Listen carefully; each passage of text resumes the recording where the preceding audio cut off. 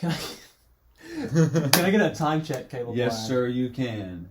It is 7:37 p.m. Which means we still have time for this to be Caleb PM. Woo!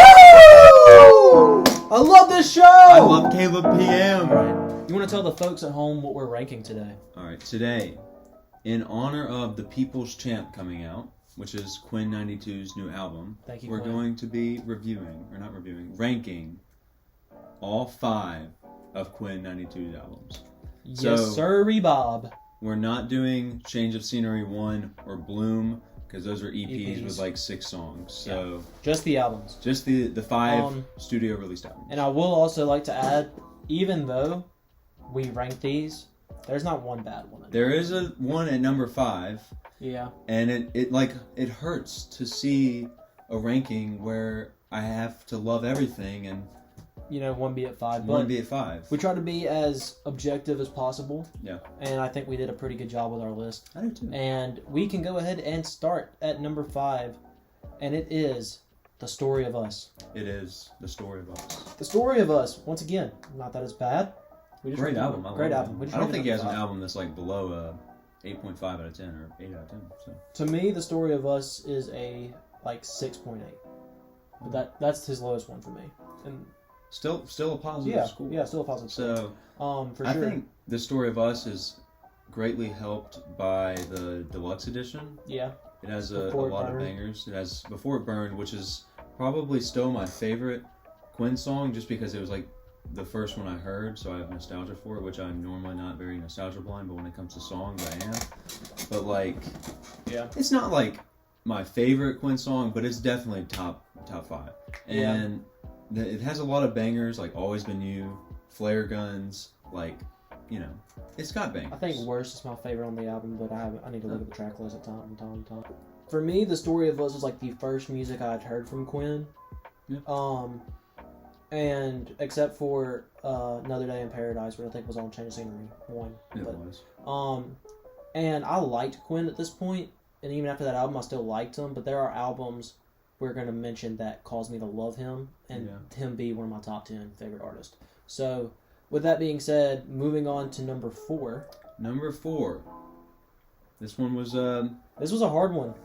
At this point, going into it, a lot like the Diary of a Wimpy Kid review ranking, we had our number 1 and our number 5 exactly set. I kind of like all of these equally, but this is the perfect ranking in my eyes. Number 4 is The People's Champ. Great new album. It's a great album. I don't think it had any misses. There were a couple on there that I could see myself after listening through the album 5 or 6 more times that I might skip. I know there's 2 that I will always skip, and I'm not going to say which ones they were or anything, because I don't want to say they're bad songs, so they're not. It's just not for me. But I'll be skipping Too Late. Yeah, that's one I'll be skipping as well. I'll be skipping Too Late and Black Porsche, and once again, they're not that they're bad songs, it's just that. And see, that's where we differ, because Black Porsche is my 3rd favorite on the album, I'd say. We both love FOMO and All That You Need are incredible. Great songs. I love Bartender and I love Bartender. The singles were great. Yeah. I do think, I don't know, it's going to sound a little bad. He released a lot of singles for it, but the singles, they kind of set my expectations lower, because the first 3 singles he released were kind of I don't want to say nothing songs, but they weren't saying that much, which is kind of weird for a Quinn song. I mean, he has some purely vibe songs, but the first 3 were almost purely vibe songs. I listened to him a couple times today, because I listened to the album 6 times. Yeah. And I kind of found a few deeper meanings in them, which helped me appreciate them more. But for me, I'm always fine with an artist releasing singles before an album, that's what you're supposed to do. But more than 2, I kind of get because now I'm listening to the new album and I'm skipping those songs. Not because they're bad. I love Common. Yeah. And I love Backpack. And I love all the singles. I love all the singles. But I'm skipping them just because I've listened to them so much. That's how I am. And I just, I did the same thing. My favorite artist of all time is John Mayer. When Sabrock came out last year, I skipped Last Train Home every single time, just because it came out 2 weeks before the album and I listened to it over and over and over again. Yeah, I feel that. Anyways. That's why I really appreciated Noah Kahan's new album because he only put out 2 singles and it was a 14-track list song or album. And so I did listen to Stick Season about 150 times before the album, and it was my like second most listened to song of the year when the album came out. And then I listened to Northern Attitude like 100 times. But then I also didn't skip those songs when the album came out because there was only 2 of them, and I love them insanely much. But we're not talking about Noah yet. So, number 3. Number 3, Change of Scenery 2. This one was my personal number 2. And this album was so weird for me because when it came out, I listened to it through a couple times and I just wasn't feeling it other than like 2 or 3 songs. And I was like kind of disappointed. But upon since it's released, I love it now, dude. Like, I listen to it so much. I love this album. It's not my number 1 Quinn album, but it's my most listened to Quinn album because I don't know what it is about it, if it's just the vibe of the whole thing or... It is very vibey. I could listen to My Wife and Two Dogs any day. Yeah, and I don't even like the verses of My Wife and Two Dogs. I just like the chorus, and I can still listen to it just because it's vibey. And Distracted Youth is such a good song, and that one does have like any song you name it, it's like boom. That's a standout song. Yeah, my favorite song by Quinn is "Feel Something," and it's on that album. Feel Something. That's the one that hit with me the most was "Feel Something." But Change of Scenery 2 at number 3. I love that album. Feel Something's crazy. Yeah. Great album. Great album. No complaints on that album. Yeah, no. It did take a little getting used to. And I don't know why I've never had that with an album. Normally, like if I like it the first time, I like it, and then if I don't like it the first time, I just don't. And now we're going to get to number 2, which this was my personal number 2, and it took a long time to figure this one out. We've been talking about making this video since this morning, and this was what we've been like contemplating. For sure. And I made a really good argument for it, I think. We flipped a coin. We flipped a coin. But I still made a really good argument for it. Anyways, number 2 is his second album, From Michigan with Love. Yep. I love this album. It's a great album. It is so good. The singles for it were incredible. And then my spoiler alert for top 10 favorite artists when we finally do that list. My 3rd favorite artist is Quinn.